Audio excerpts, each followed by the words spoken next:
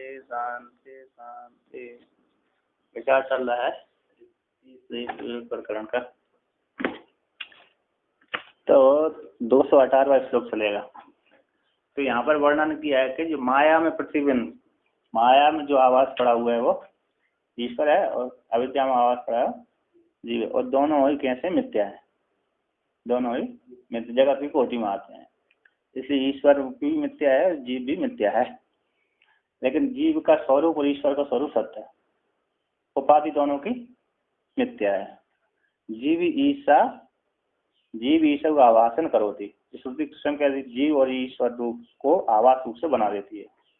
जीव को और ईश्वर को, ब्रह्म को ही माया जीव और ईश्वर रूप से बना देती है आवास के द्वारा।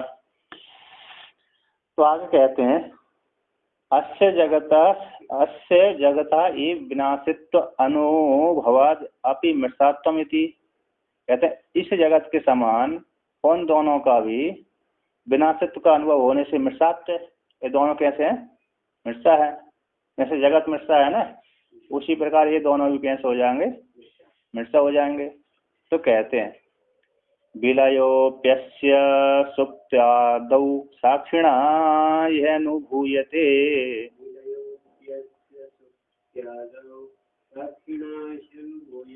एतादृशं स्वभावं विविनक्तिः पुनः पुनः।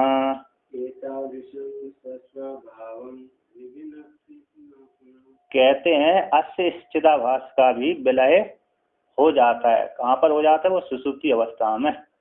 वो किसके द्वारा जाना गया कि चिदाभास का सुषुप्ति अवस्था में विलय हो जाता है, लीन हो जाता है? बोलते साक्षिणा ही अनुभूयते। साक्षी रूप जो कूटस्थ, उस कूटस्थ के द्वारा अनुभव किया जाता है कि चिदाभास का लय हो जाता है सुषुप्ति अवस्था में। जिस प्रकार से चिदाभास का सुषुप्ति अवस्था में लय हो जाता है, उसी प्रकार से महाप्रलय में ईश्वर का लय हो जाता है। सुषुप्ति अवस्था में चिदाभास का लय हो गया और महाप्रलय में ईश्वर का लय हो जाता है। तो ईश्वर का लय को कौन जानता है? वो तो ब्रह्म जानता है। ईश्वर को लय ब्रह्म जानता है। और यहाँ पर है साक्षी का, और यहाँ पर चिदाभास का लय कौन जानता है? कूटस्थ जानता है। तो साक्षी रूप कूटस्थ के द्वारा चिदाभास का विलय देखा गया, ऐसा अनुभव करता है, साक्षी के द्वारा अनुभव किया जाता है। एतादृशम, ऐसे इस प्रकार के स्वभाव को, इस प्रकार से अपने स्वयं के स्वभाव को, कौन?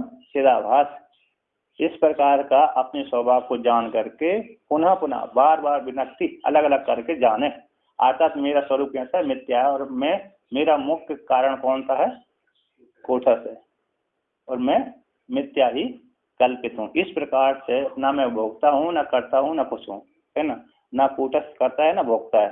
और कूटस्थ दृंगमात्र है, और मैं माया के द्वारा, अविद्या के द्वारा कल्पित हूँ। इस प्रकार से अपने स्वरूप को जान करके जीव सीधा कूटस्थ स्वरूप जो जीव है वो क्या हो जाता है? मुक्त हो जाता है कि नहीं? तो आगे कहते हैं, बोलते मूर्छा आदि शब्द कहते हैं विलय या फिर सुषुप्ति आदि में जो आदि शब्द आया, कहते हैं मूर्छा आदि शब्द आता।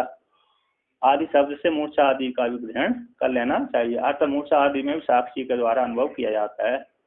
यानी मूर्छा आदि में जैसे चरण चेतन जी मूर्छा में पड़े हुए हैं, कोमा में पड़े हुए हैं, तो किसके द्वारा पड़े हुए हैं? और तो किसके द्वारा अनुभव किए जाते हैं कि वो वहाँ पर चिदाभास का लोप हो गया, उनका विलय हो गया, तो उसके साक्षी कूटस्थ के द्वारा अनुभव किया जाता है कि नहीं? तो चिदाभास को भ्रम होगा, साक्षी को होता है। लीन हो गया तो इसको साक्षी को पता चल रहा है, चिदाभास लीन हो गया। हाँ, लेकिन हाँ जाना साक्षी है।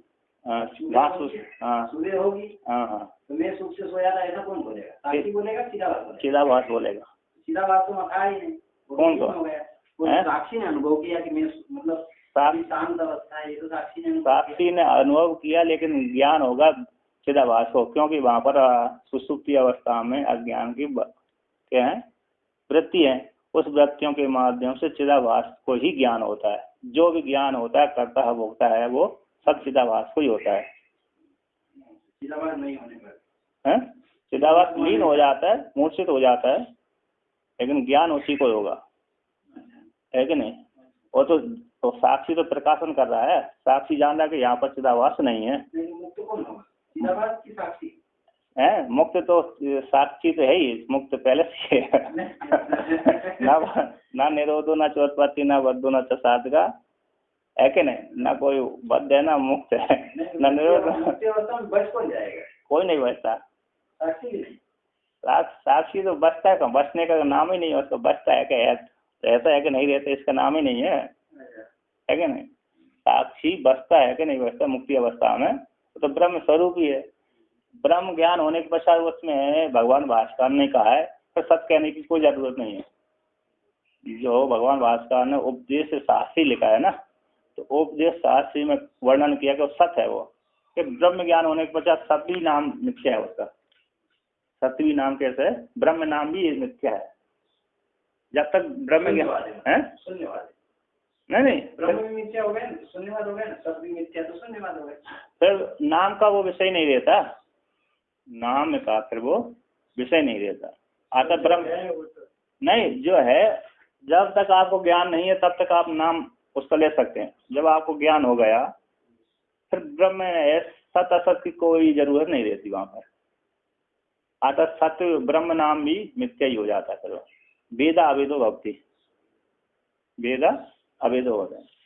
तो मतलब ज्ञान चिदाभास को, ज्ञान चिदाभास को होगा, चिदाभास को होता ज्ञान। हाँ, चिदाभास नष्ट हो जाएगा, चिदाभास नष्ट हो ही जाता है। मिथ्या है कल्पित है तो चिदाभास नष्ट हो जाएगा, लीन हो जाता है। यहाँ पर यहाँ से बोलते हैं विलय आपी, बोलते विलय हो आपी अस्य सुसुप्ति आदि साक्षिणा ही अनुभूयते।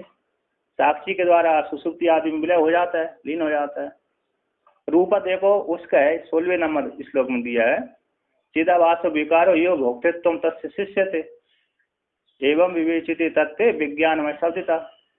इस श्लोक के द्वारा उन्होंने चिदाभास जो विकारी है उसी को भोक्तापन सिद्ध किया। तो जो भोक्ता है वही करता है, कर्ता भोक्ता कौन है? दोनों चिदाभास है। और जो कूटस्थ परमात्मा है वो अलग है। कूटस्थ परमात्मा कैसा है? पृथक है, असंग है। असंग वही है पुरुष श्रुति के अनुसार। शिष्य दे मतलब कहाँ बचता है ये? सारी श्रुतियों के अनुसार जो कर्ता भोक्ता जितने भी है ना, वो कूटस्थ को छोड़कर के चिदाभास में सिद्ध होता है। विज्ञानमय शब्द से जो कहा जाने वाला जो चिदाभास जीव है वे ही परिश्रेष्ठ न्याय से क्या बचता है? कर्ता भोक्ता आदि वही बचता है। कर्तृत्व धर्म भोक्तृत्व धर्म वही है। इसलिए तो कहते हैं कर्तृत्व भोक्तृत्व धर्म किसके? अंतःकरण के धर्म है। अंतःकरण के धर्म है, कर्ता है भोक्ता है, सुख दुख। सुख दुख किसके धर्म है? मन के धर्म है। तो सुख दुख मन के, सुख को भोगने वाला और दुख को भोगने वाला जीव होता है। तो अंतःकरण ही सुख दुख भोगता है। तो अंतःकरण भोगता मतलब अंतःकरण में जो प्रतिफलित चिदाभास है वही सुख दुख का अनुभव करता है, उसी को ज्ञान होता है।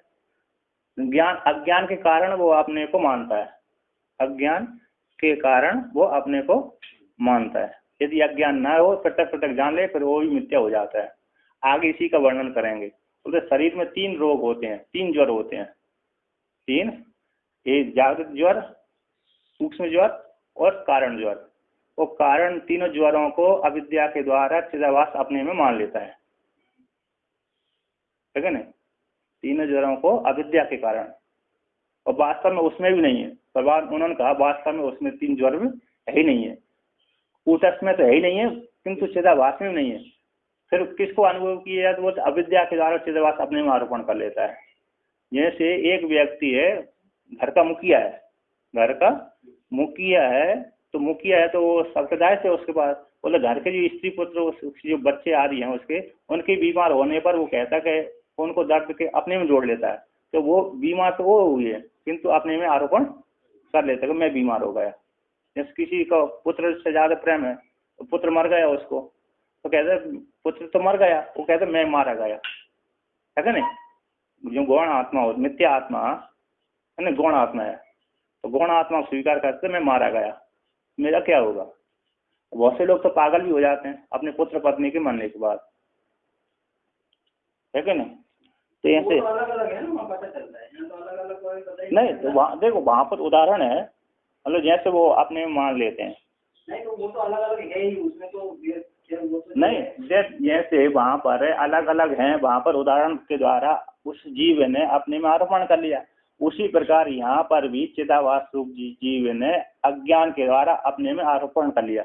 जब उसको ज्ञान हो गया फिर आरोपण नहीं करता, फिर ज्ञान होने के पश्चात मुक्त हो जाता है जीव, और कूटस्थ अलग हो जाता है, चिदाभास अलग हो जाता है, और शरीर नाश को प्राप्त हो जाता है। जब तक प्रारब्ध भोग का क्षय नहीं होता तब तक रहता है। इसके पश्चात क्षय हो जाने के पश्चात क्या हो जाता है, वो जो लोग हैं ना वो उसको मदद करते हैं, सुख पहुंचाते हैं उसको, मतलब मदद उसको सुख में। हाँ ये भी उस कारण से उसको जो है उसके चले जाने से दुख होता है। नहीं, इसको भी सुख दुख अज्ञान कारण सुख दुख होता है। इसको रागों में विषय बैठा हुआ है, इसको ज्ञान नहीं है, इसलिए सुख दुख जैसे ही कर्म है उसके अनुसार उसको सुख दुख की प्राप्ति अनुभूति होती है। जिन्होंने हमको मदद करी उनके लिए दुख तो जताना चाहिए नहीं ना, हाँ तो ये भी, हाँ तो हाँ चिदाभास भी सुख दुख जताता है विषयों के द्वारा, विषयों के प्राप्त हो जाने से ना सही है कि गलत है, व्यवहार में तो ठीक माना जाता है। तो विव्यार तक के लिए ठीक है, पारमार्थ के लिए नहीं है।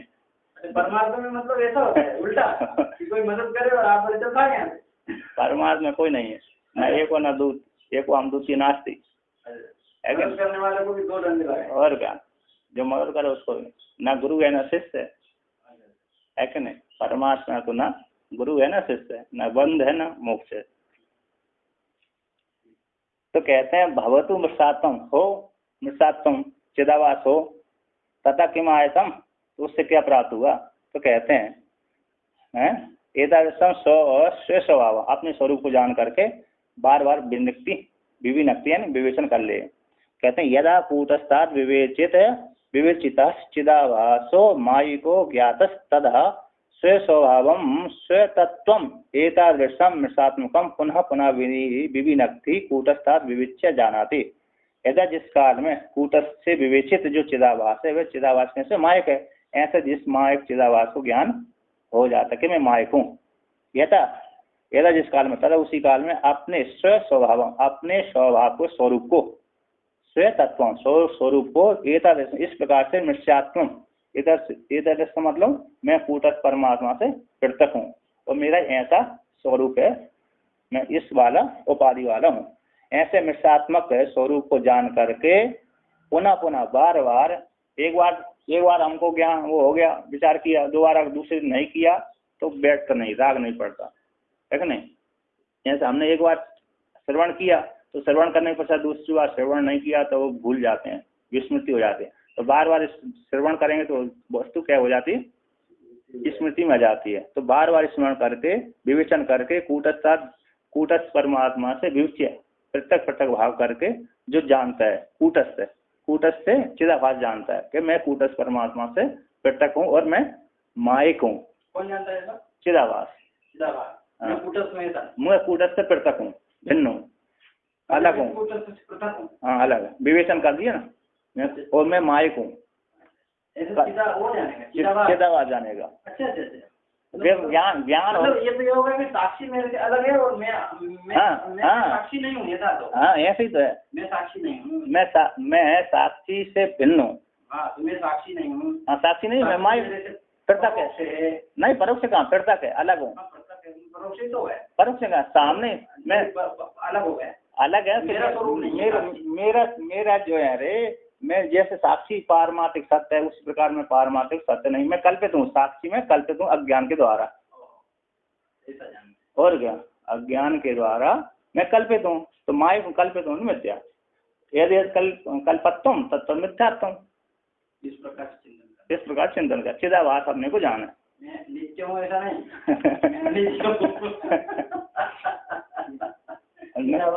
चिदाभास जानेगा कौन सा चिदाभास जाने का बोल रहे, वो साक्षी को जानने की जरूरत नहीं है बोल रहे ना। साक्षी तो अपने आप में अभिव्यक्त हो जाए, साक्षी तो अपने आप में कूटस्थ है ही है, उसके लिए जरूरत ही नहीं है। जरूरत जिसको है वो चिदाभासी है, वो हम और कौन है कि नहीं। जब तक कूटस्थ परम अपने को संग करके जानते तब तक जीव कहलाते हैं, और जब यार जानने के मैं कूटस्थ से भिन्न हूँ चिदाभास, है क्या नहीं। अब नष्ट होना तो इधर पढ़ना पड़ेगा, और नष्ट नहीं होना है जल्दी। और क्या, देखो एक और महाराज ये किसको कहे, अहंकार और धियम गुरुते सुप्तमा प्रतिहोते उत्ते परमानंदे ना तम ना हम न वही जगत, है कि नहीं। तो अहंकार रूप चिदाभास कहते हैं बुद्धि से कि मेरे सोई हुए परमानंद को मत जगाए। यदि परमानंद उत्पन्न हो गया था ना जगत रहेगा ना मैं रहूंगा, अहंकार रूप चिदाभास में भी नहीं रहूंगा और जगत भी नहीं रहेगा, आधा सब कुछ लीन हो जाएगा, है कि नहीं। वो चिदाभास ऐसे विचार करेगा ना कि मेरे भी जो औपाधिक धन है वो मेरे स्वरूप में नहीं है और मैं साक्षी स्वरूप हूँ, मैं नित्य स्वरूप हूँ, मैं ज्ञान स्वरूप हूँ, है ना, और मैं ऐसा अनित्य स्वरूप नहीं हूँ, मैं विकारी नहीं हूँ, है ना, ये दुख सुख मेरे धर्म नहीं है, ये उपाधि के हैं और मैं क्योंकि उपाधि से रही, इस प्रकार चिदाभास विचार कर सकते हैं। चिदाभास यहाँ पर जीव ईसव आभासन करोति माया। हाँ, जीव ईसव आभासन करेगी। हाँ, तो आभास के कारण उसकी आभास साक्षी है ना, स्वरूप तो साक्षी है ही है, वो तो पृथक है। कहते वो तो चिदाभास, जो चिदाभास है उस चिदाभास अपने स्वरूप कूटस्थ से पृथक विवेचन करे, मैं अलग हूँ, कूटस्थ से भिन्न हूँ और मायक हूँ।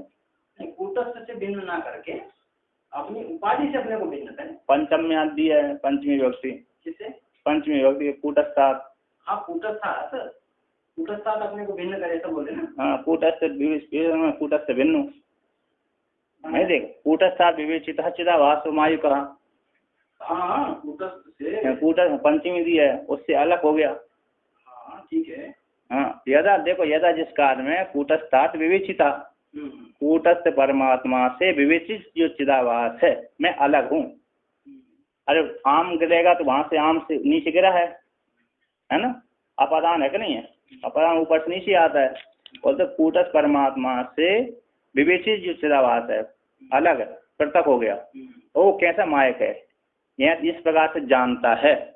यदा जिस काल में तथा उसी काल में स्व स्वभावम अपने स्वरूप के, स्व स्वभाव का अर्थ है स्व तत्व, अपना जो स्वरूप है उसका जो जैसा भी स्वरूप मायक आदि है, एतादृशम मृषात्मकम, एतादृशात्मकम मृषात्मकम, मृषा स्वरूप वाला है कौन, चिदाभास। ऐसे चिदाभास अपने स्वरूप को पुनः पुनः विविनक्ति बार बार कूटस्थ से अलग करके जाने, कूटस्था विविच्य जानाति,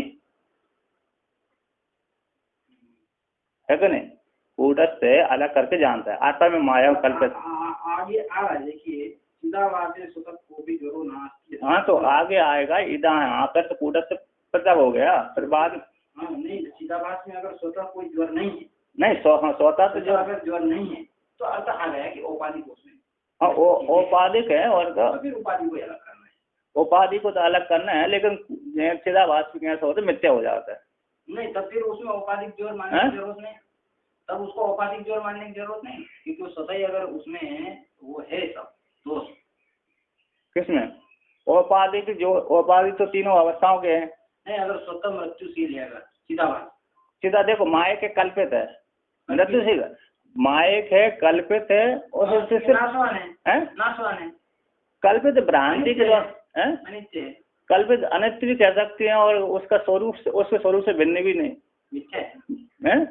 मृषात्मक का मृषात्म बोल रही है, मृषात्मक का मिथ्या है, मायक है मिथ्या है, तो फिर उसको अलग अगर कर रहे हैं मान लीजिए, हम भ्रांति के द्वारा फिर ये पंक्ति नहीं लगती ना, कैसा भाषे स्वतः कोपी ज्वरो नास्ति सच्चिता प्रकाश एक स्वभावत्वम एव दृष्टम न चैतरत, एक प्रकाश स्वरूप ही वो कौन, चिदाभास।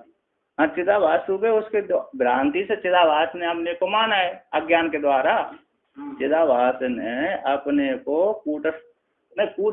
चिदाभास भ्रांति के द्वारा अपने कूटस्थ के साथ एक ही जोड़ करके सत्य मान रहा था।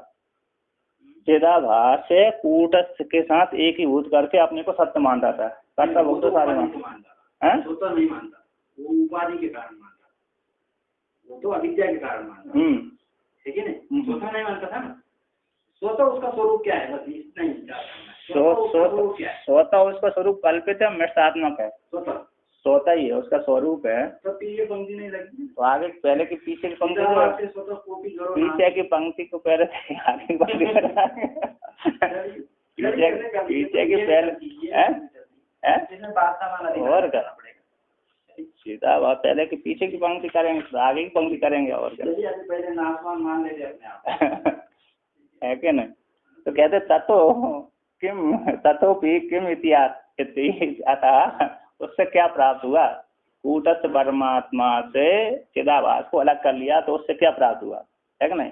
ऐसा प्राप्ति हो जाने पर कहते हैं विविच्य नाशम निश्चित्य पुनर्भोगम न वांछति। मुमुर्षुः सहिता भूमौ विवाहं कोऽपि वांछति।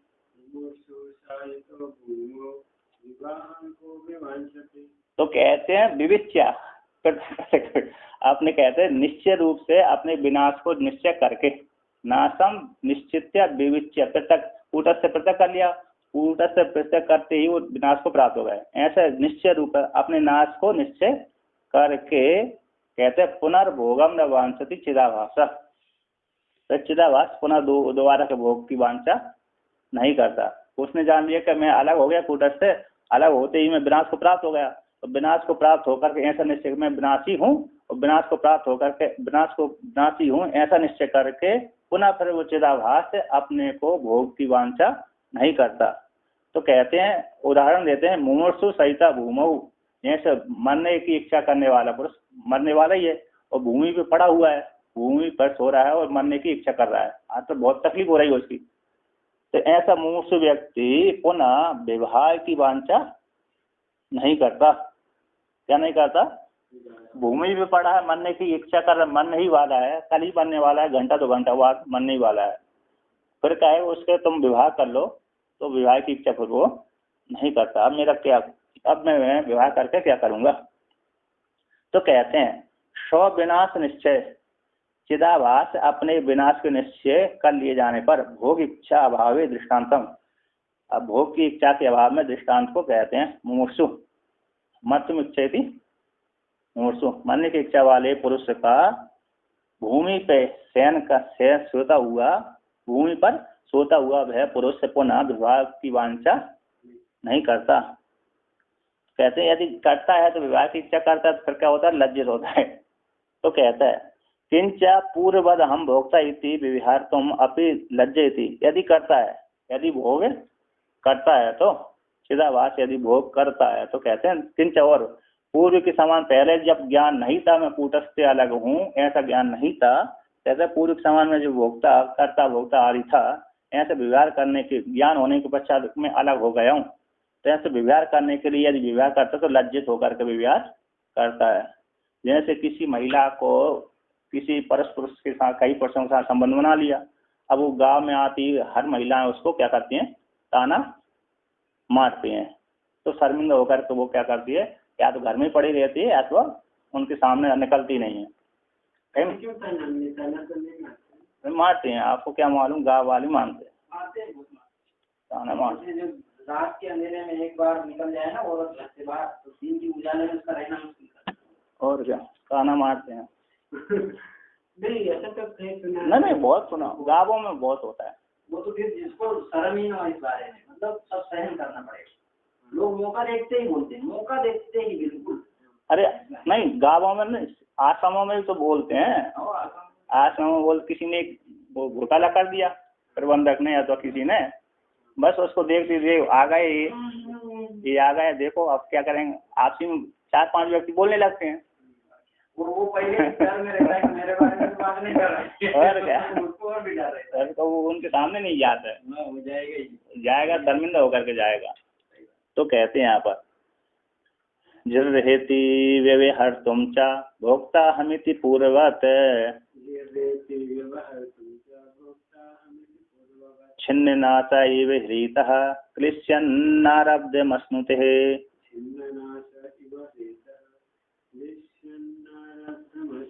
कहते हैं यदि चिदाभास से जब ज्ञान नहीं था तब तो अपने को चिदाभास क्या मानता था? कर्ता भोक्ता मानता था। फिर ज्ञान हो गया कि मैं कूटस्थ से अलग हूँ। इस प्रकार के ज्ञान होने के पश्चात फिर यदि व्यवहार करता है तो जरहेत की लज्जा को प्राप्त होता हुआ व्यवहार करने के लिए वो लज्जित होता है। मैं करता हूँ, भोगता हूँ, ऐसा यदि व्यवहार करता है तो फिर व्यवहार करता है तब क्या होता है? लज्जित होता है। व्यवहार करता हुआ वो लज्जित को अपने आप में लज्जा को प्राप्त करता हुआ कहता है कि लज्जित होता हुआ व्यवहार करता है। जैसे आपने शिव महिमन में पढ़ा हुआ होगा, शिव महिमन में पढ़ा होगा, और वहाँ पर तीसरी दूसरे श्लोक का है एक श्लोक, कौन सा है, नहीं है, बोलते हैं उस वेदांताचार्य भगवान कहते हैं कि मेरे में तो बड़े बड़े लोग आपकी स्तुति नहीं कर सकते, वो आपकी बड़े बड़े ब्रह्मा है, विष्णु है, आपकी स्तुति नहीं कर सकते। वो इतने बड़े ज्ञानी होते हुए भी आपकी स्तुति नहीं कर सकते, क्योंकि आपकी योग्य नहीं है। आपके गुण कैसे अनंत है, आपके गुण अनंत है, फिर भी आपके सदृश स्तुति नहीं कर सकते। किंतु मैं तो अल्पज्ञ हूँ, तो आपकी स्तुति कैसे कर सकता हूँ? फिर भी मैं आपकी स्तुति करता हूँ। क्यों? नभ पतंती आत्म समम पतत्रिणा, जैसे अपनी सामर्थ्य के अनुसार पक्षी आकाश मुड़ते हैं, उसी प्रकार मेरी जैसी बुद्धि हो उसी प्रकार कहता हूँ। तो कहते हैं जो व्यक्ति तो कहते हैं तो वहाँ पर कहते हैं कोई अरे दूसरे लोग ऐसे दूसरे लोग कहेंगे इसकी स्तुति करने नहीं आती फिर भी स्तुति करता है। दूसरे लोग कहते हैं इसकी स्तुति करने नहीं आता फिर भी स्तुति करता है। तो वाली दूसरे लोग वाली अरे मेरे ऊपर लांछन लगा, किंतु मैं स्तुति करने वाला हूँ, कुशल वक्ता हूँ, स्तुति करने वाला हूँ, इसलिए मैं स्तुति नहीं करता। तो मैं क्यों स्तुति करता हूँ?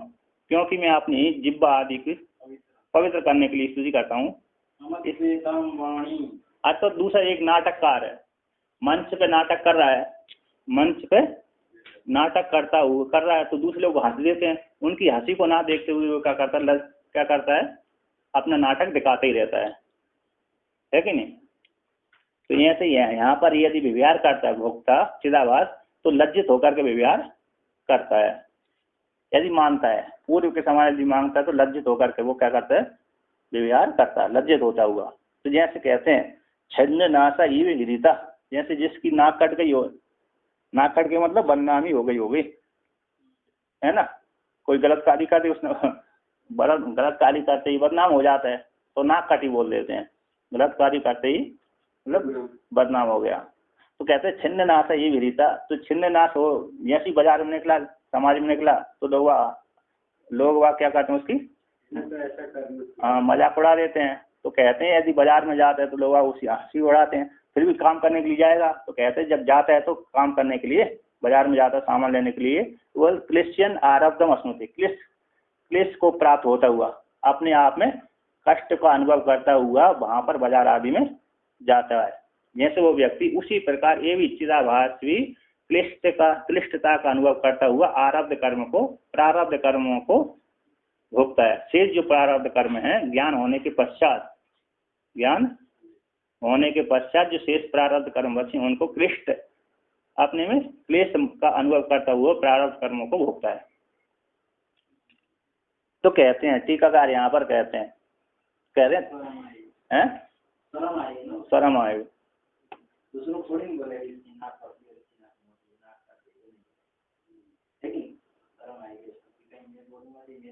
देख ले, इसलिए उस बात को ही ढकेगा। हाँ, तो कहते हैं तर्हि ज्ञान उत्पत्ति अनंतरम प्रारब्ध अवसान पर्यंतम कथम विहरति इति। ज्ञान की उत्पत्ति के अनंतर प्रारब्ध अवसान पर्यंत कैसे व्यवहार किया जाता है? ज्ञान हो गया है क्या नहीं? ज्ञान हो गया जीव को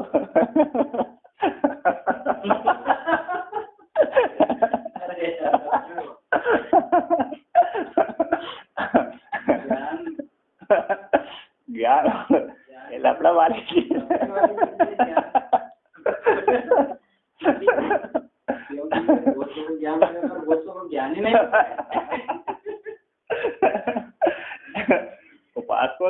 उपासकों को तो ज्ञान होता नहीं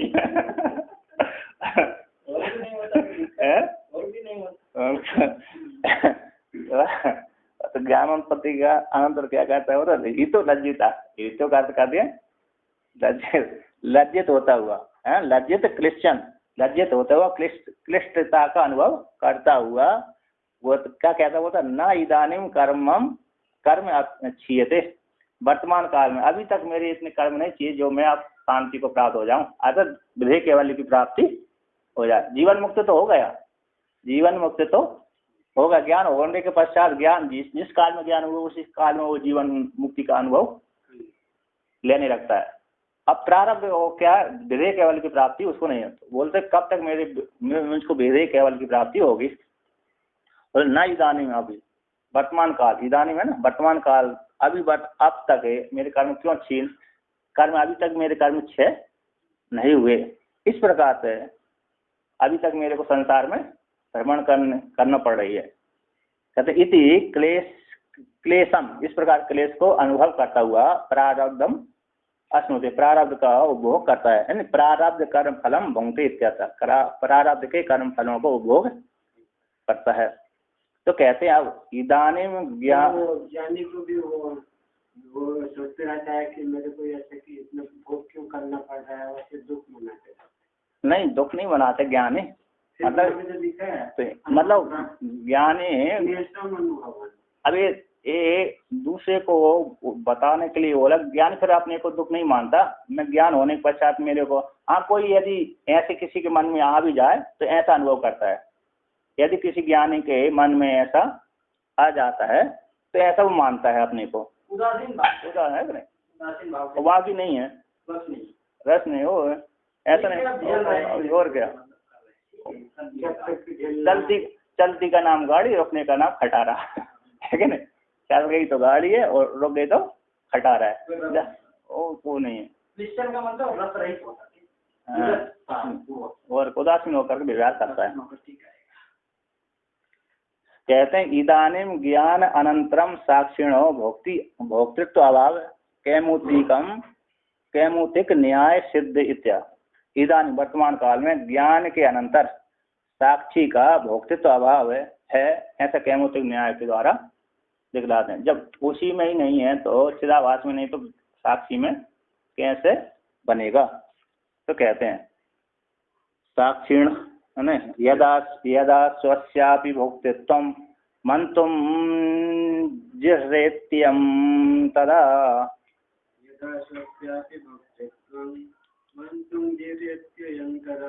साक्षिण्यारोपयेद एतद् इति कैव कथावृता।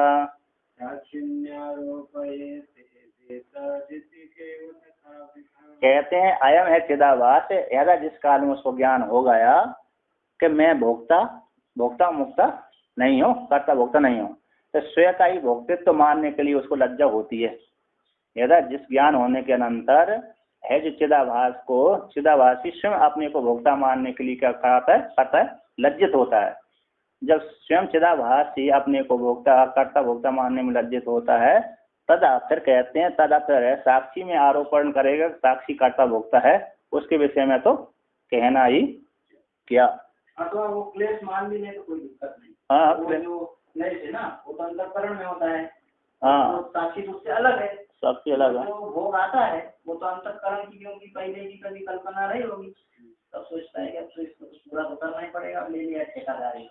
अब ऐसा भी है, हाँ एक ऐसा भी है, हमने सत्यकर्म के लिए अनुष्ठान किया, पहले ज्ञान नहीं हुआ तब हमने अनुष्ठान किया, आरंभ कर दिया, तो अनुष्ठान करते करते बीच में ही हमको ज्ञान हो गया, फिर हम उससे ज्ञान हो गया तो कर्म करने की जरूरत नहीं है। फिर भी हम कहते हैं अब जो हमने आरंभ कर दिया उसको कर ही लेते हैं, पूरा ही कर लेते हैं अनुष्ठान को। नहीं ऐसा उसका नहीं, उसको कोई मतलब नहीं है, लेकिन फिर वो कह रहे थे अब मेरा स्वभाव बन गया तो कर ही लेता हूँ, तो कर लेता है फिर जरूर। हाँ उसको नहीं, स्वयं भी करेगा तो ना, स्वयं का संकल्प है तो वो पूरा कर देता है, यदि जरूरी नहीं है फिर भी स्वयं वो पूरा कर लेता है। परेशानी भी नहीं। और जैसे ये दूसरा उदाहरण है कि गाड़ी कहाँ पर पहुंच गई, जब तक यार उस पार ले जाने के लिए प्रयत्न किया था तो पहाड़ी पे तो पहुंची गई, अब ढड़क नहीं है, ऊंची घाटी पे तो पहुंची गई गाड़ी, अब ढड़क नहीं, बिना तेल की, बिना गियर की, बिना एक्सीलेटर की, ऐसा ही है, बिना ब्रेक की नहीं बिना ब्रेक की धीरे धीरे चलेगी और क्या।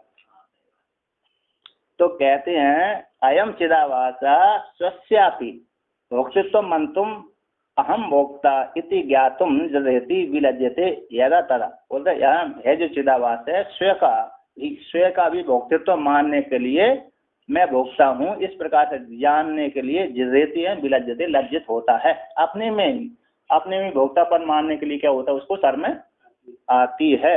यदा जिस काल में तदा उसी काल में ही एतत् स्वगतम दोष को, स्वगत दोष को, भोक्तृत्व को साक्षिणी असंगे आरोपेद इति वृत्तः अर्थ शून्य कथा कैवा न कापित। तो असंग साक्षी में आरोपण कर देगा वृत्ता है अर्थ से शून्य कथ, इसके विषय में तो कहना ही क्या कथा कैवा, कौआ है ना, कैवा एक वाणी है ना, कौआ वो क्या हुआ कैवा बोल दे, कैवा मतलब का मतलब जो कौआ वाली है ना, कोई वाणी होती है उसको है ना काफी है ना काफी मतलब ये हाँ उसी का मतलब एक वो कौआ वाली वाणी होती है। एक वाणी को कौआ वाली वाणी का भेद होता है ना, एक सुरीली होती है, एक रसीली होती है, एक थोड़े उखड़ होती है, तो कौआ वाली वाणी उसके विषय में तो कहना ही क्या कैवा है कि नहीं। और क्या कहना मतलब वो कहीं हो ही नहीं सकती है। हाँ और कहते हैं हाँ क्या कहना आपका, क्या कहना कथा का विशेषण कर दिया, कथा स्त्रीलिंग वाचक है ना, अच्छा तो कथा कर दिया क्या कथा, उसके विषय में कहना ही क्या, उसके विषय में चर्चा करना ही क्या। तो कहते हैं उक्त अर्थम श्रुत्या आरूढ़ करोति, उसी अर्थ को श्रुति के द्वारा सिद्ध करते हैं। जो ऐसे जैसे आप खाली जो है आप इस पहाड़ पे नहीं कर सकते, तो आपको 10 किलो वजन लेके तो क्या कहना मतलब बिल्कुल कहना ही नहीं बनता ये बात को, ऐसा मतलब क्या है मतलब बिल्कुल नहीं। तो कहते हैं इत्याभिप्रेत्य भोक्तारम आक्षिप्यत्य विसंकया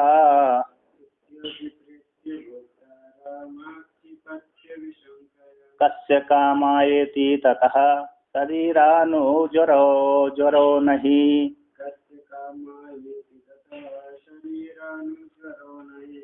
इस प्रकार से स्वीकार करके क्या करके स्वीकार करके साक्षी परमात्मा में भोक्ता आदि नहीं हो सकते। इस प्रकार स्वीकार करके भोक्तारम भोक्ता को आक्षिप्य करके अभिसंकया भोक्तारम आक्षिप्यत्य आक्षिपति अभिसंख्या शंका से रहित होकर के भोक्ता को आक्षेप लगाता है। तो कस्य काम आए बोलते किसी की कामना करने के लिए शरीर को अनुज्वर ज्वरों से युक्त, जो 3 ज्वर होते हैं आध्यात्मिक आदिदेव और आदि भौतिक है कि नहीं, जागृत स्वप्न सुसुप्ति के 3 ज्वर है, किसके लिए उनसे युक्त होगा, किसके लिए है कि नहीं ना नहीं संजरित तो किसके लिए भोक्ता हाँ किसके लिए वो तीनों ताप को इसमें ले लीजिए, तीनों अवस्था में जोड़ लीजिए। किसकी हाँ शरीर अनुजर जड़ शरीर का संताप जो जड़ होता है ना जड़ ताप है उससे कैसे तप्त होगा कैसे उसके हाँ कैसे उसके साथ संबंध करे जुड़ों के साथ संबंध होगा। कस्य काम आए किसी की कामना करने के लिए दुख होते हैं ना आध्यात्मिक आदि और तीनों दुखों से वो रहित हो जाता है, सताते नहीं है। एक तो 3 दुख नहीं भगाते और तीनों जो अवस्था भी उसको नहीं सताती, तीनों अवस्थाओं में जो दुख होते हैं वो प्राप्त नहीं होते। ये तो हम बोल दिया आध्यात्मिक आदि देव आदि भौतिक, ये भी हो सकता ये भी कर लीजिए और तीनों अवस्था को भी मान लीजिए है कि नहीं। तीनों अवस्था में भी वही आते हैं और क्या तीनों अवस्था में वही आते हैं आध्यात्मिक आदि हाँ तो वो होते मतलब वो जो भोगता ही नहीं है तो होंगे तो फिर वो दुख भी कैसे भोगेगा, सुख नहीं भोगता है। एक मना कर दिया तो दूसरा भी मना ही होगा। इसलिए बोलते हैं ना कस्य काम आया इसी मतलब शरीर में जोड़ो नहीं, किस कामना से वो फिर जो है इस शरीर की रक्षा करेगा क्योंकि उसको कोई जड़ होते ही नहीं। हाँ, शरीर संबंधी जो दुख, शरीर वो शरीर के नष्ट हो जाने पर जो दुख होते थे, शरीर को रहे अथवा न रहे, शरीर रहे अथवा न रहे, उससे कोई उसको संबंध नहीं रहता। अथवा शरीर को लेकर के जो दुख होते थे वो दुख पहले होते थे, शरीर को लेकर के जो दुख पहले होते थे वो दुख अब उसको नहीं होते ज्ञान होने के पश्चात में, है ना। उसको पता चल रहा है तो क्या बीमारी का घर है और क्या, संबंध छोड़ दिया। हाँ, जो ज्ञान ये जैसे जिसको ज्ञान भी नहीं हो ना, परोक्ष ज्ञान हो गया, उसको भी दुख नहीं होता। जिसको परोक्ष ज्ञान हो गया आत्मा का, उसको भी ये दुख नहीं होता। तो उसको तो हो जाता है ना। नहीं, उसको भी नहीं होता, बहुत ही कम होता है, वो तो कर्मियों को होता है। नहीं, हकीकत में नहीं होता। देख, जिसका मन चंचल है उसको हाँ, दुख होता है, जिस चाहे वो परोक्ष ज्ञान हो या न हो। हाँ, जो मन एकाग्र नहीं है तब तो दुख होगा। अच्छा, नहीं हुआ परोक्ष ज्ञान। हाँ, परोक्ष ज्ञान में नहीं, परोक्ष ज्ञान वाले को भी दुख नहीं होता। परोक्ष ज्ञान तो सिर्फ ज्ञान लेने से होता है। नहीं, परोक्ष ज्ञान से ही बहुत बड़ी प्राप्ति हो जाती है। परोक्ष ज्ञान से आपकी आसक्ति बहुत, आत्मा के विषय, वस्तु के विषय की बात नहीं कर रहे हम, आत्मा के विषय में जो आपका वो था ना, उसमें बहुत सी भ्रांति नष्ट हो जाती है। परोक्ष ज्ञान से बहुत सी भ्रांति आपकी चली जाती है, ममता चली जाती है। शरीर परोक्ष ज्ञान माने ऐसा है कि जैसे जहर मारता है, हाँ, परोक्ष ज्ञान है। लेकिन हमारा निश्चय कितना है, हम कभी थोड़ी शंका भी हो जाएगी इसमें जहर मिला हुआ है, हम दूर तक उसको हाथ नहीं लगाएंगे, मतलब पक्का हो जाता है निश्चय, कॉन्फिडेंस है। और क्या, ऐसा कॉन्फिडेंस हो गया तो फिर उसके अंदर क्या होता है, ये शरीर के प्रति लगाव नहीं है रहता। वो कम हो जाएगी, क्योंकि उसको पता है कि ये नष्ट भ्रष्ट स्वभाव है। वस्तु के विषय नहीं कह सकते, लेकिन उसके आत्मा के विषय में पक्का रहता है। तो हाँ, कहते ना, परोक्ष ज्ञान होने से वो है कि वासना जब तक छीण नहीं होता तब तक तो दुख होगा। दुख शरीर में घटेगा, वो दुख उसके शरीर अंतःकरण में घटेगा, उसमें नहीं घटेगा। जैसे किसी को परोक्ष ज्ञान हो गया, हाँ, तो वासना उसमें बहुत सारा है, हाँ, वो तो हो सकता है ना। परोक्ष ज्ञान हो कि वासना हो, अब वासना हो सकती है, लेकिन वो वासना नष्ट नहीं हुई। दुख से वो वासना के दुख को भी अपने में नहीं मानता है, ऐसा हम बोल रहे हैं। वासना की जो दुख है वो दुख शरीर में ही आरोपण करता है, वो भी परोक्ष ज्ञानी भी अपने शरीर में ही आरोपण करता है, क्योंकि उसने उस वासना के प्रभाव से तो भूल जाएगा ना उसकी। और उस काल में ज्ञानी भी आपको आपके द्वारा भूला देख, आपको द्वारा दूसरे व्यक्ति के द्वारा भूला हुआ सा जान पड़ाएगा वो कि ये व्यक्ति दुख से तड़प रहा है, तो मतलब इसको ज्ञान नहीं हुआ, ऐसा दूसरे व्यक्ति उसकी में कल्पना करेंगे। परोक्ष ज्ञानी को धन की वासना भी हो सकती है। ये वासना सारी चलती हैं, ये वासना नहीं, ये वासना तो सब रहेंगी, लेकिन आत्मा के विषय में उसका निश्चय रहेगा। हम तो आत्मा के विषय की निश्चय बोल, अन्य वासनाओं की हम निश्चय नहीं कर रहे, अन्य आत्मा के विषय का निश्चय रहेगा उसका। और धन के विषय में भी इतना नहीं, सामान्य मूड आदमी जैसे पागल हो जाता है, क्योंकि उसको पता है कि इसकी कैपेसिटी कहाँ तक है, ज्यादा क्या है, हमारे पीछे तक साधन है, तो थोड़ा बहुत कर सकता है, लेकिन ऐसा नहीं करेगा कि पैसे के पीछे 10-20 को मार ही दे, पैसे के। तो परोक्ष ज्ञान की भी अलग अलग श्रेणी होती है, और कम समय तो थोड़ा कम बैठेगा, थोड़ा ज्यादा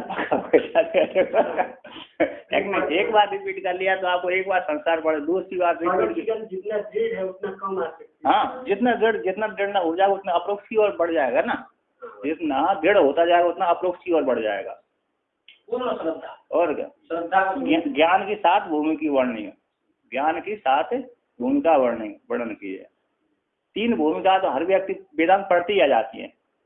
शुरू की जो 3 है, स्वेच्छा, विचारणा, तनुमानसा, ये वेदांत पढ़ते ही 3 भूमिका उसके सिद्ध हो जाती हैं। वो सत्तापत्ति में आत्मा सत्य, ये 4थी भूमिका आ जाती है, ज्ञान हो जाता है। हाँ, परोक्ष ज्ञान तो हो ही जाता है उसमें। अप्रूव जो यार, हाँ, अप्रूव सत्तापत्ति हो जाएगा। निध्यासन करने लगता है, मन सूक्ष्म हो जाता है, मन सूक्ष्म निध्यासन बोलते। सत्यपत्ति क्या, असंशक्ति, पदार्थ भावनी और सूर्य का, मधुसूदन सरस्वती ने कहा तीनों भेद है, थोड़ा एक ही है लेकिन थोड़ा भेद है। एक गीता मधुसूदन सरस्वती ने टीका में ना, गीता टीका में वर्णन किया, ये तीनों कैसे है, अवस्थान्तर भेद है। 14वें अध्याय में आया होगा, 14वें अध्याय में इसका वर्णन करते हैं उनका ज्ञानी के अवस्था। अच्छा, हाँ, वो टीका मतलब 4 में होगा। ज्ञान विद वरिष्ठ हाँ। ज्ञान विद्वरीय ऐसा, विद्वरीय ऐसा ब्रह्मविद आता ना, ब्रह्मविद वरीय, ब्रह्मविद वरिष्ठ। अच्छा अच्छा। हाँ ऐसा आता है। अच्छा ऐसा भेद किया वहाँ पर। ब्रह्मविद, ब्रह्मविद वर, ब्रह्मविद वरीयान, ब्रह्मविद वरिष्ठ ऐसा क्या आता है। अच्छा भेद करते हैं। इष्टा ना। 14 अध्याय। अच्छा। प्रत्यय अलग अलग। हाँ तो कहते हैं कस्य कामाय, श्रुति ले रही कस्य कामाय शरीर मनु संजुरेत इति श्रुति का अर्थ है। बोलते कूटस्थस्य चिदाभासस्य व पारमार्थिक भोक्तृत्व अभावम अभिप्रेत्य अभिशंकया शंका रहस्यन भोक्तारम आक्षिपति निराकरोति।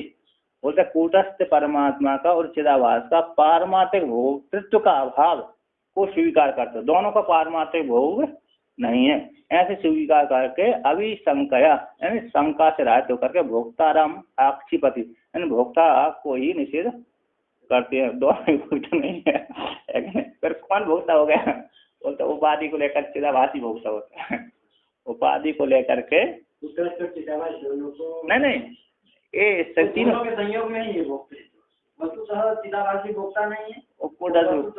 ये तीन है ना जाग तो दोनों को संयुक्त नहीं भोक्ता नहीं, चिदाभासी भोक्ता है। वहाँ पहले कूटस्थ को निर्विशेष कूटस्थ को भोक्ता नहीं सिद्ध किया और पहले विकल्प में खंडन किया, दूसरे विकल्प में चिदाभास को भोक्ते से खंडन कर दिया और तीसरे विकल्प में दोनों को भोक्ता प्राप्त हो रहा था। दोनों को पर्यालोचन श्रुति का पर्यालोचन करके दोनों भी नहीं बन सकते, फिर कौन भोक्ता बनेगा? चिदाभास भोक्ता बनाया। तो बोलते यहाँ पर पारमार्थिक से चिदाभासी भोक्ता नहीं, फिर भोक्ता कौन होगा? तो बोलते जो तीन शरीरों की रोगों को लेकर के अज्ञान के द्वारा चिदाभास भोक्ता होता है। तीन शरीरों के अध्यास के द्वारा तीनों भोक्ता नहीं, यानी जागृत अवस्था के साथ संबंध जोड़ करके, स्वप्न अवस्था के साथ संबंध जोड़ करके, सुषुप्ति अवस्था के साथ संबंध जोड़ करके ये चिदाभासी भोक्ता होता है। तो कहते हैं भवतु हो ऐसा भवती हो एवं सर भोक्ता का आक्षेप निषेध निराकरण तथा क्यों आता है? तो उससे क्या प्राप्त हुआ? कहते नहीं ज्वर हो ज्वरणम संतापा, तो ज्वर को लेकर के जो संताप होता था उसमें वो शरीर को लेकर के जो संताप होता था चिदाभास को, अथवा कूटस्थ को होता था जब तक ज्ञान नहीं हुआ था, और ज्ञान हो गया जब चिदाभास को होता था, वो चिदाभास को भी संताप नहीं रहेगा। क्यों नहीं रहेगा? क्योंकि वो भी भोक्ता नहीं है। कौन? चिदाभासी भोक्ता नहीं, पारमार्थिक रूप से वो भी भोक्ता पारमार्थिक रूप से निषेध किया है। तो भोक्ता पारमार्थिक रूप से भोक्ता कोई नहीं है। अब व्यवहारिक लेकर के, व्यवहारिक शब्द को लेकर के चिदाभास भोक्ता है, पारमार्थिक रूप से कुछ है ही नहीं तो भोक्ता। हाँ, पारमार्थिक रूप से यहाँ पर भोक्ता का निषेध किया। पारमार्थिक रूप से यहाँ पर बोलती है टीकाकार ने भोगना बंद कर दिया, भोगना ही बंद कर दिया। भोगना देखा नहीं, भोग नहीं था है, वो करता था। हाँ तो अब भोगना ही बंद कर दिया। हाँ तो क्या है ना, मेरा नाम सामने देख लिया उसने कि मैं नष्ट हो जाऊंगा। हाँ ये भी तो पारमार्थिक भोग नहीं, व्यवहारिक भोग है। व्यवहारिक चिदाभासी भोगता है। तो आगे कहते हैं भोग शब्द का अर्थ क्या है? भोग शब्द का सुख दुख साक्षात्कार होगा। हाँ, सुख दुख का ज्ञान होना और चिदाभास का ज्ञान होता ही है उस पर। अब उसने क्यों छोड़ दिया? उसने देख लिया कि आगे तो मैंने मरना ही है, तो उसकी चिंता ही छोड़ दी। होता होगा तो होता होगा। जिसको पता चल गया कि कल मैंने मरना है तो आज उसको क्या अच्छा लगेगा? एक भी है, अरे दो व्यक्तियों को फांसी लगाई, एक के सफेद बाल थे, एक के काले थे। तो एक देशभक्त था, उसको फांसी लगाई, उसको बुढ़ा हो गया था, सफेद बाल थे, उसको प्रसन्नता के द्वारा अरे बाल ही काले हो गए। और एक ने खराब कर्म करके उसको फांसी की सजा मिली थी, उसके सफेद काले थे, पूरे राजभर में सफेद हो गए उसके। शाहजहां के बाल सफेद हो गए थे, बोले वो उसकी रानी मर गई, तो क्या नाम था उसका? मुमताज। वो चली गई तो उसके रात भर में सफेद बाल हो गए। टेंशन ऐसा आता है शाहजहां, टेंशन में इतना टेंशन आ गया, अरे उसके लिए बहुत प्रेम करता था, ऐसा हो। तो वही अरे ताजमहल बनाया था, वही उसने तो 30-35 दिन तक 1.5 महीने तक नहीं खाया, मरा नहीं। बहुत मुश्किल से, मतलब थोड़ा बहुत कुछ किए होंगे उसके सेवा में, तो खाया नहीं। ताजमहल बना दिया उसने। उसको तो अंदर ही कर दिया था ना उसके लड़के ने, औरंगजेब ने। तो वो तो औरंगजेब के पिताजी का नाम शाहजहां थोड़ी था, और उनका तो और कोई था। किसने किया था उसको अंदर? ये हाँ उसी ने किया, औरंगजेब ने ही अपने पिता को। अपने पिता को अंदर शाहजहां था उसका, शाहजहां, मेरे को जहाँ तक याद है शाहजहां, उसने अंदर करके खुद राजा बन गया था। पहले तो उसका बड़ा भाई राजा था, दारा सिको वो। अच्छा, वो उपनिषद का व्याख्या था।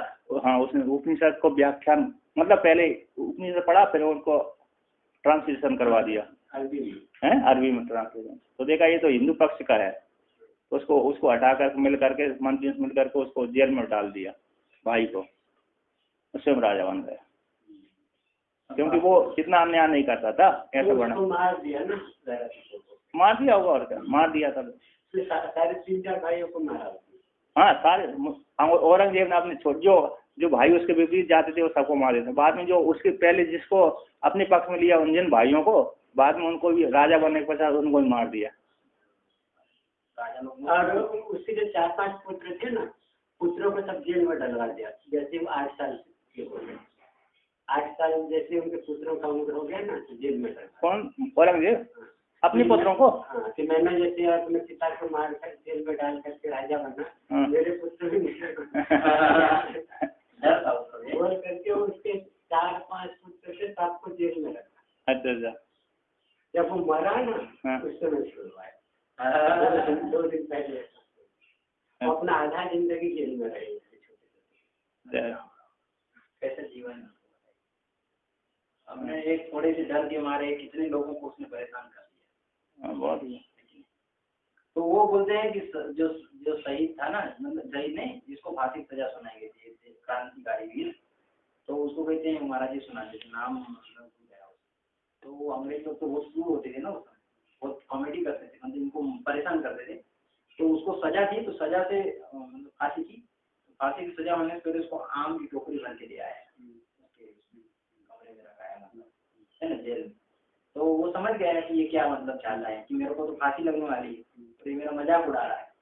फिर बाद में वो जेलर आया, तो उसने देखा तो वो टोकरी वैसी की वैसी भरी है आम से। तो ये आया और आम की टोकरी उठाई, क्यों, क्या नहीं अच्छे नहीं लग रहे आम, ऐसा पूछ रहा है, ठीक है। और उसने ऐसा उठाया, वो पोला था, उसने खा करके जूस ले लिया था और उसको कुला करके रख दिया। उसने उसके साथ भी कॉमेडी कर दी। तो जी मरने से पहले कॉमेडी कैसे कर सकता है आदमी? उनको कोई टेंशन नहीं था ना, उनको तो पक्का पता था कि हम तो अच्छा काम करके मर रहे हैं। तो वो उसका तो मुंह लग गया बेचारे का, जब ये सारी हो सकता उसने सोचा भी नहीं, वो कॉमेडी करने जा रहा था। चूस करके फुलाया भी कैसे दिया, चूस लिया और फिर फूक मार करके उसको जो है फूल गया वो, तो ऐसा नहीं चूसा ना, फोड़ के नहीं चूसा ना, आराम से धीरे धीरे थोड़ा सा छेद करके चूस लिया और फिर फूक करके फुगा दिया। अब पूरा नहीं चूसा होगा, नहीं चूसा, और रस तो फिर उसने हाथ लगाया तो पोला तो ठोस पड़ा, मुलायम हो गया। फांसी तो कौन है, खून बढ़ गया बोलते हैं, महाराज जी बोलते हैं खून बढ़ गया। फांसी की सजा होने के बाद में फिर उसको मतलब टेस्ट किया हुआ, तो पहले भी टेस्ट किया, बाद में उसको टेस्ट किया तो पहले से ज्यादा खून की मात्रा में, ऐसे भी थे। तो आगे कहते हैं अब तो आगे आते पूतक के विषय में।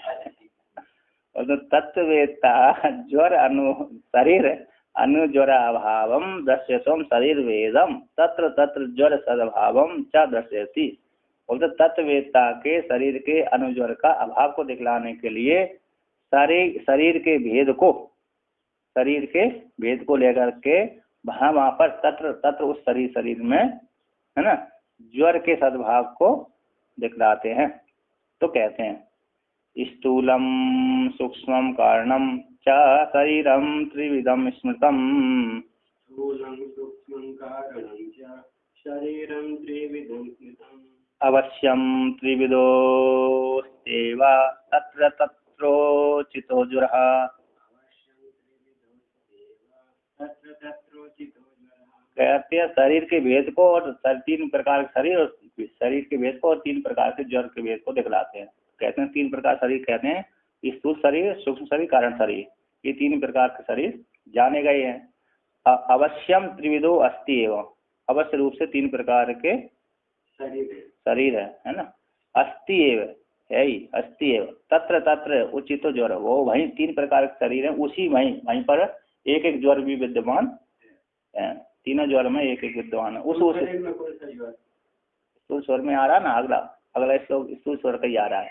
स्थूल शरीर खुद ही एक ज्वर ही है, वो उसके रोग उसके दुख अनेक है। और क्या, तो तत्र तत्र उचित ज्वर, उसमें उसी प्रकार का ज्वर विद्यमान रहता है। तो कहते हैं स्थूल शरीर के ज्वरान को तावत है, स्थूल शरीर में जो ज्वर प्राप्त होते हैं, बहुत कह दिया, बहुवचन का प्रयोग करते हैं। वात पित्त श्लेष्म जन्य व्याधय कोटि सस्तनऊ,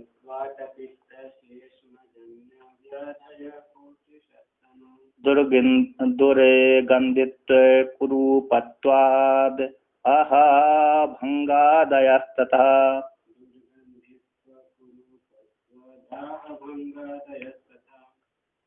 अच्छा, हाँ बोल, कुरूपत्वाद बोलता है।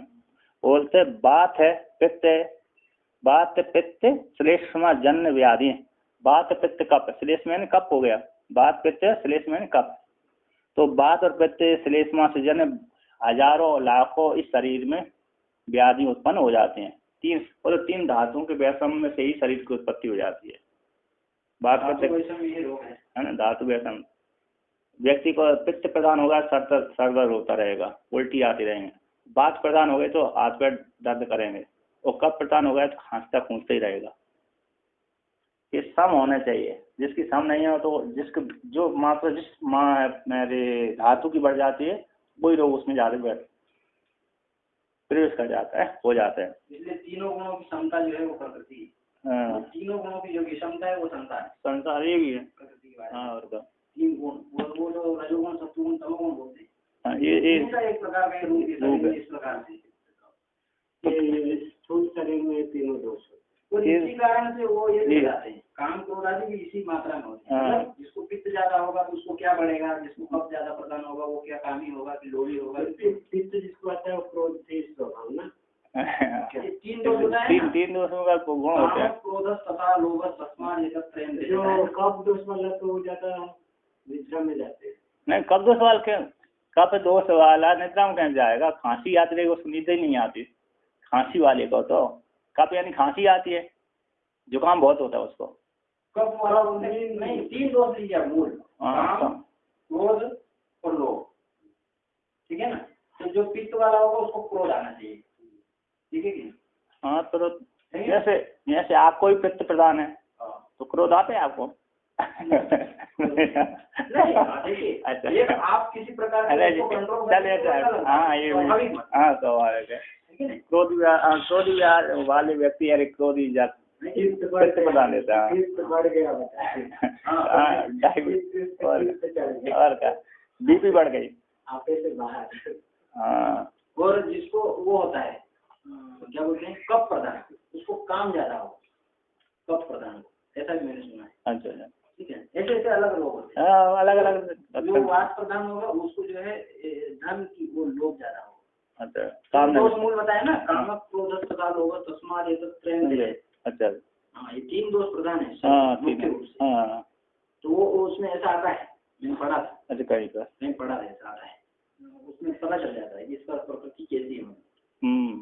तो कहते हैं दुर्गंधित्व, एक तो दुर्गंध आती है शरीर से, थोड़ा ही घाव हो जाए पड़ जाए दुर्गंध तो आएगी। ये पतंजलि सूत्र है ना, शौचा स्वांग गुप्ता, शरीर शुद्धि रखने से क्या फल मिलता है, वो बोलते हैं कि शरीर से घृणा पैदा हो जाती है, क्योंकि बार बार धोएगा उसको पता चलेगा कि तू गंदा ही रहता है, जितना धो उतना गंदा, जितना धो उतना गंदा, तो उसको स्वांग जुगुप्सा है, इसका फल है सोच रखने शुद्धता, ऐसा उसको पता। कोई व्यक्ति कुरूप हो गया, पैदा हो गया, और उसके विषय में तो बोला ना। हाँ, वो तो बहुत उन्होंने तो हमारे भक्ति कई प्रकार के भेद रख दिए। रोगे भोग भयम कुले चिति भयम वित्ते निष्पदार्थ भयम मान्य दैन्य भयम गुणे खल भयम रूपे जराया भयम सर्वम भयम वैराग्य मेवा भयम वैरागी अब है, तो वहाँ पर है। तो कहते कुरुपत्र, कुरुपत्र तो बहुत खतरनाक है, सबसे खतरनाक है क्या नहीं? कुरु पैदा हो गए व्यक्ति, है ना? हाँ बसुर, हाँ और नहीं क्या, देखने से ही वो सुधरना हो जाता, व्यक्ति देखने नहीं चाहते। जैसे कुबड़ी थी ना, उसको कृष्ण भगवान ने तो उसको सुंदरी शब्द से फिर वो क्या कर दिया, संबोधन कर दिया। रूप की जिसका रूप थोड़ा आकर्षणीय नहीं है। हाँ तो वो तो कुरूपित हो गया, विकलांग हो गया, चेहरा भी अच्छा नहीं है उसका, देखते लोग बाग देखते उसको यानी खराब मानते हैं। अब शहरों में नहीं मानते, गाँवों में आप जाओ, कोई काना हो, कूड़ा हो, लंगड़ा हो, तो अरे यार सुबह सुबह जा रहा था, एक दिख गया, यही बोलते हैं। और क्या यार अब तक हो गए, लौट जाते घर में पीछे, कहीं काम करने जा रहे हैं, यदि वो दिख गए ना व्यक्ति, अरे यार अब कौन हो गए, वही मन खराब हो जाता उसका, तो आगे जाकर उसका काम ही नहीं बनता। आगे जाकर खास करके कोई आदमी बहुत कामी हो और उसको कुष्ठ रोग हो जाए, हाँ मान लीजिए कितना रोएगा वो, मान लीजिए विपरीत चीज हो गई ना बिल्कुल, तो ऐसी चीजें जो है हाँ रोग आ गया तो और समस्या ही है। तो कहते हैं धाय भोग में तो रोग होता है, बताते हैं भोग करेंगे तो रोग होता है, और योग या त्याग करेंगे नहीं, वो आता है, तेज आता है ना, तेज आता है, तेज आता है। योग से नहीं, योग से आएगा। यदि आप त्याग कर दिया फिर योग नहीं करे तो फिर नहीं आया, कुछ भी नहीं आया। भोग नहीं किया आपने और योग भी नहीं किया, भोग नहीं किया और योग नहीं किया तो तेज नहीं आएगा। फिर भी आकर्षण उसमें रहता है, थोड़ा बहुत हाँ रहेगा आकर्षण, मतलब आकर्षण उसके अंदर पैदा होगा ही स्वाभाविक रूप से, उसके आत्मा का स्वरूप जो है, हाँ प्रेम, हाँ प्रेम तो रहेगा। भले शरीर पर उज्ज्वलता वैसी ना भी दिखे, कहते हैं कि इनका आता है जड़ भरत का, जड़ भरत के शरीर पर मेल चढ़ा रहेगा, नाते नहीं थे ना, और मेल के अंदर से बोलते ब्रह्म तेज जैसा छलकता, मेल के अंदर से ऐसा बोलते हैं, उसमें वर्णन आता है। और वैसे भगवान भास्कर ने कहा जो तेजस्वी होता है वो त्वचागत कांति, नहीं वो ठीक है, त्वचागत कांति भी होती है, हाँ लेकिन एक किसी के पास जाने पे हमको अच्छा लगता है, नहीं लगता ब्रह्म अच्छा नहीं लगता है, नहीं ब्रह्म ज्ञानी के पास जाएगा तो अपने आप शांति हो जाती है। हाँ, ये भी है, शांत हो जाएगा, मन शांति है, भले शरीर से वो नहीं देख रहा है, अच्छा नहीं देख रहा है, तो उसके वातावरण में आते ही हमारा मन शांत हो जाएगा।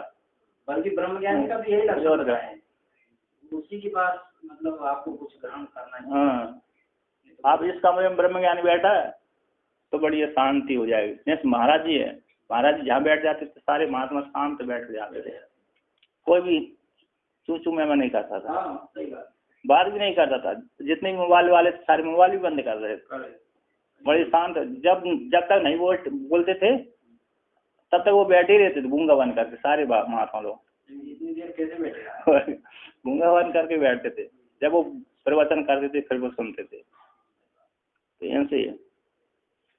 तो कहते हैं धाय हो गया है ना, धाय अंग, शरीर को धाय हो गया, कोई शरीर ही अंग जल गया, अंग भंग हो गया है, अंग भंग हो गया, आता है ये कैसे हो गए, स्थूल शरीर के रोग हो गए, ज्वर हो गए। तो आगे दूसरे कहते हैं सूक्ष्म शरीर में है ज्वरान दर्शति, अब सूक्ष्म शरीर में ज्वर को दिखलाते हैं। काम क्रोधादय शांति दान्त्याद्य लिंग देहगा, काम क्रोधादय शांति दान्त्याद्य लिंग देहगा, ज्वराद्वेपि बाधन्ते प्राप्त्या नरम क्रमात्, ज्वराद्वेपि बाधन्ते प्राप्त्या नरम क्रमात्। बोल दो लिंग शरीर में इतने होते, काम है क्रोध आदि शांति दांति आदि रोग होते हैं सूक्ष्म शरीर में, है कि नहीं? बोलते ज्वर, ये ज्वरा भी द्वेपी बाध्यन्ते, दम होगा समदम, है कि नहीं? ये बोलते ज्वर दोनों ज्वर बाध्यन्ते, प्राप्ति अप्राप्ति, प्राप्ति हो गए तब भी बांधते हैं और प्राप्ति नहीं हुई तो भी बांधते। नरम को क्रम, नरन मनुष्य को क्रम से बांधते हैं। वस्तु की कामना पूरी हो गई तभी और राग बढ़ गया, वस्तु की कामना पूरी नहीं हो तो क्रोध हो गया, तो काम क्रोध दोनों ही बांधते हैं। प्राप्ति हो गई काम और क्रोध, प्राप्ति नहीं हो तो क्रोध बढ़ गया, कामात् क्रोधो भी जाते, है कि नहीं? तो कहते हैं काम शांत्यादि नाम च जरूरतम उपादेति, काम शांति आदि की जरूरत को उत्पादन करके द्वेपी दोनों ही बांधते हैं, काम क्रोध आदि दोनों ही दुख के कारण है, शांति शांति भी है कि नहीं कारण? काम की शांति हो गई तो वही दुख का कारण है। काम क्रोध आदि तो आने से दुख देते हैं, वो ये नहीं आए तो दुख देते हैं। अरे मेरे अंदर कमी नहीं हो रहा है, मेरे अंदर जमीन नहीं हो रहा है, वही परेशान है। ये भी है, बाबाओं को भी शांति नहीं होती। हाँ वो बोलते मन ही नहीं चंचल हो, रुक ही नहीं रहा। लोग भी बोलते हैं मतलब महात्मा होकर के इतना क्रोध करता है। एक समस्या, और चंचल है तो और समस्या है, इधर उधर देख ही रहा है रूप। महात्मा होकर के जो है इधर उधर देखता रहता है। महात्मा होकर के घूमता है इतना है। ये भी समस्या, शांति भी नहीं है तो फिर उसको खुद ही हाँ, इसलिए वो उन्होंने बोला वैराग्य मेवा भयम, लेकिन वैराग्य नहीं हुआ तो भी भय हो जाए। आज तक तो ना गृहस्थ लोग कुछ ज्यादा नहीं बोलते हैं, मैंने कि वो तो खुद इतना ज्यादा भ्रष्ट हो जाते हैं कि कुछ बोल नहीं पाते। हाँ गृहस्थ लोग, उनको सोच नहीं हुआ, फुर्सत ही नहीं है बोलने की, फुर्सत ही नहीं। मतलब कि कुछ पता नहीं है ना, पता वो खुद कैसे जीवन जीते हैं, तो फिर उनको लगता है कि ये चीज तो ऐसी है तो हमसे तो श्रेष्ठ है। नहीं, मन में भी बैठा हुआ है, सारे लोगों के मन में बैठा रहता है कि बाबा लोग श्रेष्ठ रहते हैं। ये भी मन में बैठा पहले है, पंडित को भी रहता है, तभी वो झुकता है। और क्या, कुछ बहुत सारे पंडित नहीं करते, अपने को श्रेष्ठ ठीक है, कुछ पंडित वो ठीक है, अधिकतर पंडित प्रणाम करते हैं। दक्षिण भारत के पंडितों को छोड़ करके बाकी उत्तर भारत के सारे बाबाओं को प्रणाम करते हैं पंडित लोग। साउथ वाले पंडित बहुत करते हैं, वो थोड़े अपने को श्रेष्ठ मानते जाते हैं, ऐसा लोगों को मुक्ति सुना है। तो वो अरे ये नरहरी आता है ना, नरहरी स्वामी को जब प्रणाम सीधा लंबा करता है, जब हम लोग तो स्वामी को, हम तो शिष्य ही हैं उनके, तभी लंबे नहीं करते हम लोग। एक दो बार मैंने किसी देखा देखी करी तो मैं ठीक नहीं।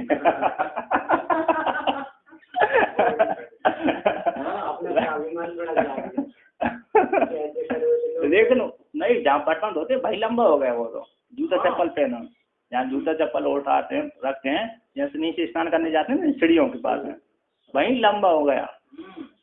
वो फिर मेरे को प्रणाम करने थी तो मैं तो सर रख के प्रणाम किया, मैंने नहीं किया है तो लंबा हो गया क्या है कि नहीं। तो वो तो पूरा कर देना। गणपति बाबा के वहाँ चला जाए तो फिर ऐसे ऐसे पकड़ करके 3-4 बार ऐसे ऐसे करेंगे, पूरा कर्म कांड जाते हैं, कर्म कांड। तो कहते हैं द्वयपि द्विविधा अपि क्रमेण प्राप्ति अप्राप्तिभ्याम नरम बाध्यन्ते। दो प्रकार क्रम से प्राप्ति और अप्राप्ति के द्वारा वस्तु की प्राप्ति अप्राप्ति के द्वारा नर को बांध देते। अतः इसी ज्वर साम्यात, ज्वर के साम्य होने से, ज्वर की समानता होने से ज्वर इति उच्यन्ते, इनको ज्वर भी कह दिए। तो कहते हैं अब कारण शरीर को बतलाते हैं। कारण शरीर गतो ज्वर छांदोग्य श्रुतौ उक्त इत्या। कारण शरीर में जो ज्वर की प्राप्ति होती है छांदोग श्रुति को लेकर के कहते हैं। तो कहते हैं स्वं परम च न वेत्यात्मः विनष्टैव कारणे,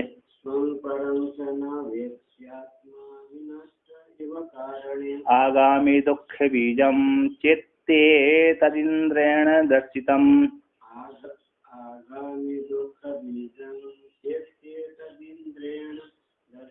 वो तो इंद्र अपने ज्ञान करने के लिए प्रजापति ब्रह्मा जी के पास गया था, प्रजापति के पास गया था है कि नहीं, क्योंकि उसने 105 साल अथवा 107 साल उपासना करी थी। तो हो सकता है ये पृथ्वी पर प्रजापति होंगे कोई, तो पृथ्वी वाले प्रजापति के पास जाकर उसने 107 वर्ष 5 वर्ष तक इतनी ब्रह्मचर्य का पालन करके उसने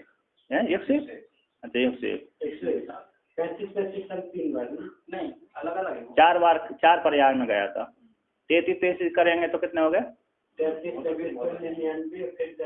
नहीं 33 एक लास्ट वाल 5 वर्ष, लास्ट के 5 साल है। हाँ ऐसे ही है, 104 से 5 ऐसे ही कोई है, 101 है तो मान लो 32 नहीं 3 बार एक है, सादा 5 बार है, 5 बस। हाँ 32 है ना, हाँ 32 96 और 5 101। हाँ 32 होगा 32 साल। 32 साल।